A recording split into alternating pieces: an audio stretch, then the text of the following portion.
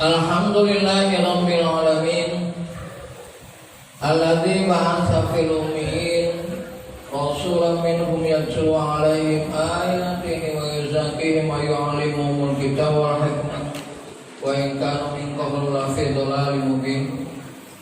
Asyhadu an la ilaha illallah wahdahu la syarika lah al-malikul haqqul mubin. Wa asyhadu anna sayyidana Muhammadan abduhu wa rasuluh al-mab'uts rahmatan lil alamin.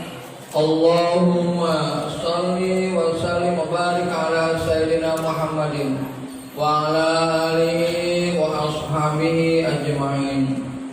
Usini wa yakum bi taqwallah wa qad faza man ittaqa wa khaba man taqa.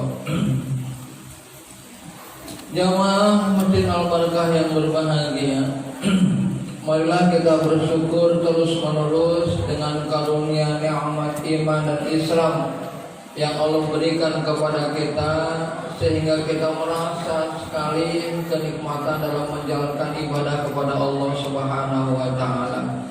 Ini adalah karunia terbesar, karunia yang paling mahal, karunia yang luar biasa. Jamaah yang berbahagia, untuk meningkatkan keimanan kita kepada Allah, untuk meningkatkan keyakinan kepada Allah, marilah kita analisa kemenangan Palestina terhadap Yahudi. Kenapa kok negara kecil, bahkan bukan negara, dikarenakan setelah Yasir Arafat dibunuh, maka partai Hamas dengan partai Fatah ini tidak menemukan titik temu sebenarnya di dalam kepemimpinan. Jadi tanpa kepemimpinan nasionalnya. Namun kemudian juga kalau kita lihat Gaza yang ditakutkan oleh Yahudi itu negara yang paling berapa persennya dari Palestina. Palestina aja seluruhnya itu tidak kurang dari 20% wilayahnya, ya, dan itu di bawah penguasaan Yahudi. Jamaah yang berbahagia, ini kenapa bisa menang? Negara yang diisolasi, kota yang diisolasi, yang tidak mudah masuk apapun, harus melalui jalur yang dikuasai oleh Yahudi, dan sistem juga dipakai adalah sistem Yahudi. Tapi ketika perang sekarang kenapa menang? Jamaah yang berbahagia, harus kita analisa ketika ridho Allah bersatu, ini memang yang akan memenangkan. Tidak ada pikiran siapapun Palestina menang, karena di atas terus jauh. Walaupun mayoritas negara-negara Islam, yang lucu negara Indonesia, Pak. Negara Indonesia ini, maaf jamaah, masyarakatnya, rakyatnya mendukung Palestina, tapi pemerintahannya malah ke sana. Ya, malah setuju dengan genosida, pembunuhan etnis. Kan ini lucu pemerintahnya. Rakyatnya bergotong royong membantu Palestina, pemerintahannya kemana? Allahu Akbar walillahil hamd. Jadi sederetan dengan Cina komunis, Cina Korea Selatan, komunis Korea Selatan dan lain sebagainya. Indonesia termasuk orang yang tidak setuju diadakan non genosida. Jadi dibolehkan pembantaian etnis. Makanya kita waspada dengan pemerintahan sekarang yang pro dengan Cina. Kalau Indonesia dijadikan sebuah etnis, Indonesia sudah setuju dengan pembantaian etnis.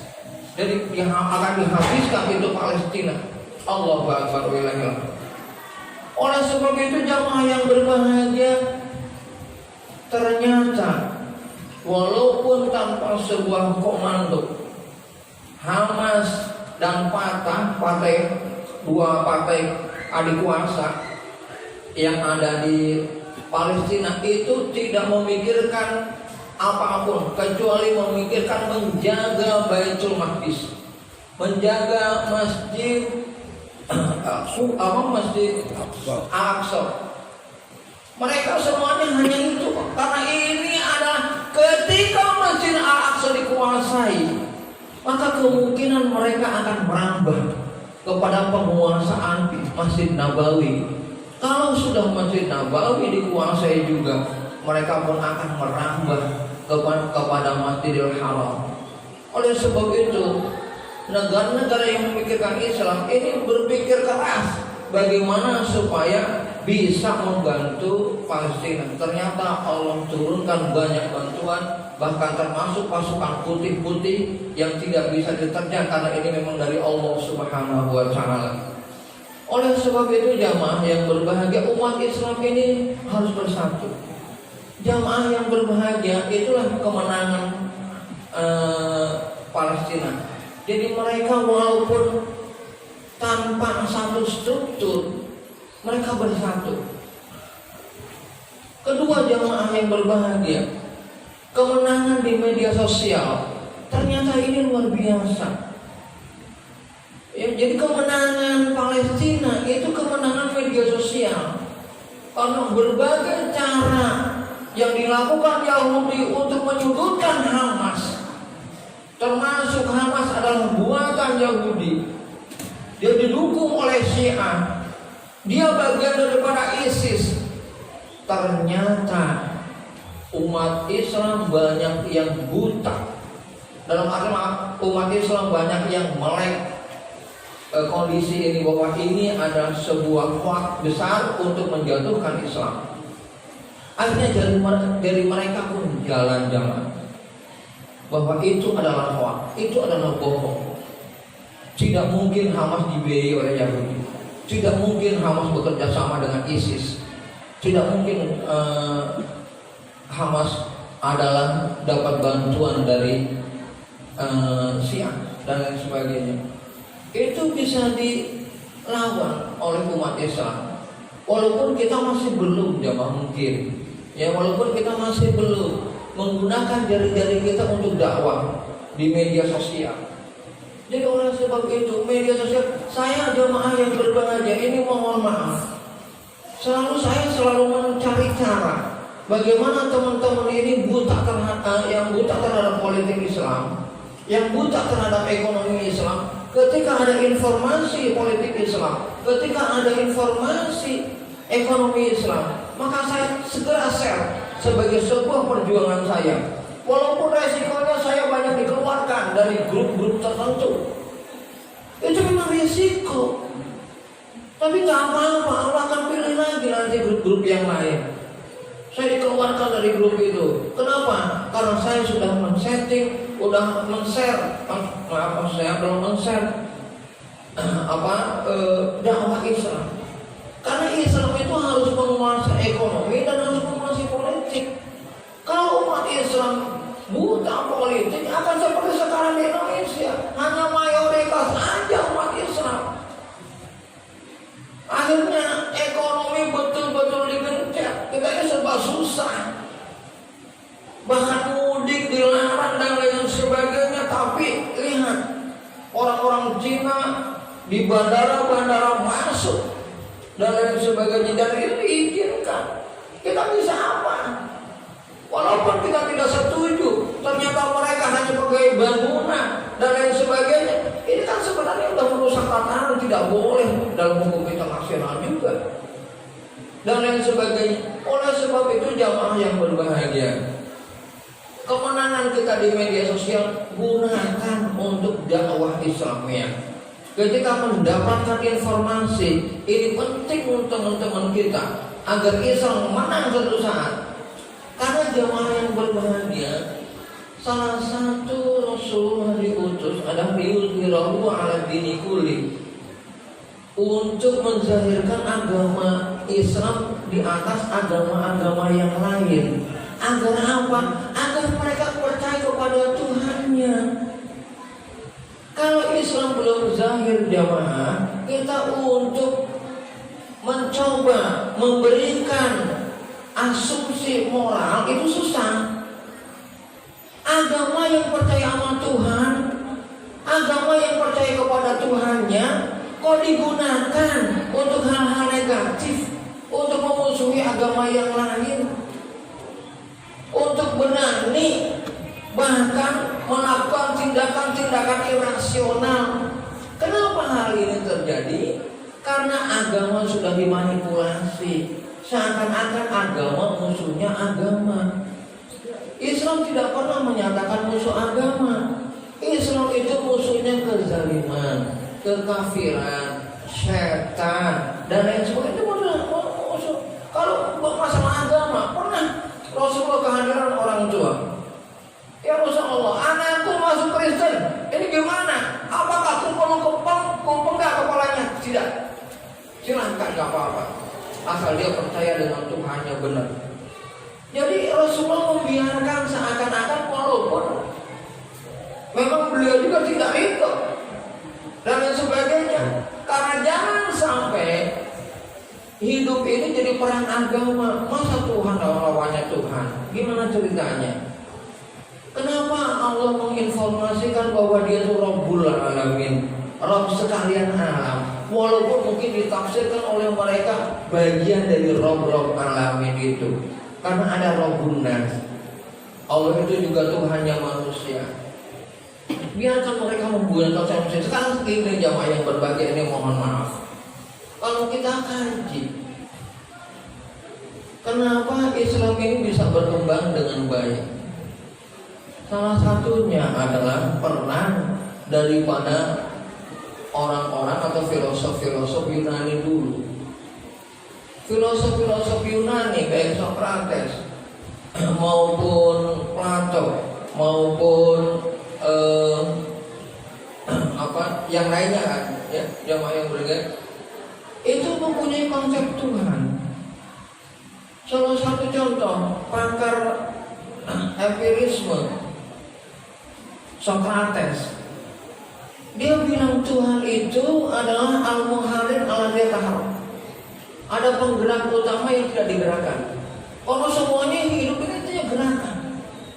Jadi pasti ada yang penggerak utama yang tidak digerakkan. Maksudnya Allah. Plato dengan ide mutlaknya. Sokrates kita tahu sendiri berani memakan racun dikarenakan kepercayaan kepada ide mutlaknya itu yang kemudian dipopulerkan oleh Plato. Nah, jadi jamaah yang berbahagia ini yang membuat akhirnya orang itu percaya kepada Tuhan. Membuat orang percaya kepada Tuhan sehingga akan mengindahkan nilai-nilai moral. Oleh sebab itu musuh Islam bukan agama, tapi musuh Islam pada kezaliman, ketidakadilan.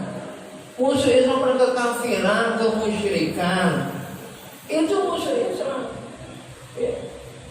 Bagaimana kondisi mereka kan bukannya Islam dan arti mereka kafir. Iya, tapi kalau kekafiran yang sudah fatanul fil haq, ini sudah, karena jemaah kafir itu ada yang disebut kafir harfi dan kafir zimmi. Kafir zimmi harus tetap dilindungi oleh kita sekalian.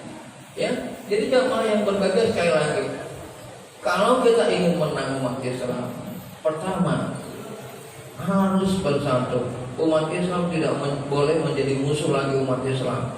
Ini juga merepotkan di akhirat jemaah. Nanti ketika jemaah ditanya wama ikhwanuka, wama ikhwanuka, siapa saudara kamu? Kita mau jawab apa? Selain muslim dan muslimah, kita mau jawab apa? Karena kenyataan kita saling bermusuhan, saling gontok-gontokan dengan sesama muslim. Jadi jamaah yang berbahagia, umat Islam harus mulai bersatu.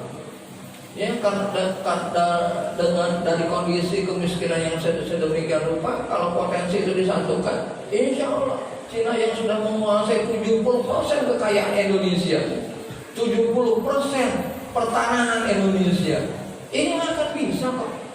Yakin deh. Ya, di tanah kita itu sudah dikuasai 70% jamaah oleh, silakan analisa. Ya, bahkan perekonomian kita juga 70% itu belum asing yang lainnya. Oleh sebab itu umat Islam harus mulai bersatu. Umat Islam harus membangkitkan perjuangan agama. Yang kedua, kemenangan Palestina adalah tidak bisa dipecah belah, sekalipun tanpa kepemimpinan. Ya, setelah Yasser Arafat ini tidak jelas apakah Fatah, apakah Hamas yang memimpin Palestina. Sampai sekarang belum jelas. Oleh sebab itu, tapi mereka tidak bisa diadu domba. Jadi umat Islam jangan diadu domba, jemaah. Kalau ada teman kita NU, kemudian nyanyi di gereja, ya udah, biarkan aja dulu. Nanti juga kalau kita ramaikan itu, nanti itu yang jadi ribut. Berantem lagi NU. Istiqlal, nggak boleh sholat id di sana, tapi dipakai nyanyi-nyanyi oleh orang Kristen. Ya kita nangis, jemaah, betul kita nangis. Istiqlal dibuat seperti itu. Tapi apa boleh buat kalau ini diperbesar? Memang tujuannya supaya pecah umat Islam, supaya ada yang pro dan kontra, supaya menjadi bahan pembicaraan. Akhirnya melupakan hal-hal besar, ya, melupakan Habib Rizik, melupakan 6 syuhada yang telah dibunuh dengan keji, melupakan koruptor kelas kakap. Bansos aja itu berapa ratus triliun, jamaah yang berbahagia, triliunan bansos aja itu yang dikorupsi. Oleh sebab itu belum ya mana diungkap BLBI contohnya. Ya ini rakyat udah susah banget dan lain sebagainya. Haji aja lagi dipersulit dan lain sebagainya. Oleh sebab itu, maka sekali lagi umat Islam tidak boleh mudah dipecah belah. Dan umat Islam harus bersatu, harus mulai mengambil bagian dakwah Islamiyah melalui media sosial. Hanya pakai tangan kok, hanya menginformasikan pakai tangan kok, ya. Jadi umat Islam harus berjuang di media sosial, karena di media sosial kuat perannya, ya. Jadi kalau kita lihat kenapa Hamas menang atau kenapa Palestina menang, salah satunya itu peran media sosial yang luar biasa, ya. Jadi mudah-mudahan kita terbuka mata kita manfaatkan media sosial yang ada, kita berjuang di situ, kita berusaha di situ, karena media mainstream alhamdulillah sudah Allah kalahkan, ya. Kalau kita mendengar media mainstream yang ada corona, ya, dan sebagainya, ini kita trauma dengan corona, apa-apa jadi menyusahkan banget. Kita mau keluar sakit, aduh nanti repot, ya, dan lain sebagainya. Oleh sebab itu mudah-mudahan, ya, akhirnya kita umat Islam di Indonesia tetap waspada dengan kondisi yang ada, dengan kenyataan yang ada. Bahkan mudah-mudahan kita semakin terbuka mata kita dengan politik Islam dan dengan ekonomi Islam. Karena terlalu banyak pengangguran umat Islam sekarang. Umat Islam harus bangkit secara ekonomi, umat Islam harus bangkit secara politik. Mudah-mudahan Allah memberi hidayah dan taufik kepada kita semuanya. Mudah-mudahan Allah menjadikan kita ini benteng-benteng pertahanan umat Islam. Dan akhirnya insya Allah kita akan selalu membawa panji-panji Islam kemanapun kita berada. Amin. Barakallahu li wa lakum wa nafa'ani wa iyyakum bima fihi min ayati wal hikmah. Aqulu qawli hadza wa astaghfirullaha li wa lakum wa li sairil muslimin wal muslimat fastaghfiruhu innahu huwal ghafurur rahim.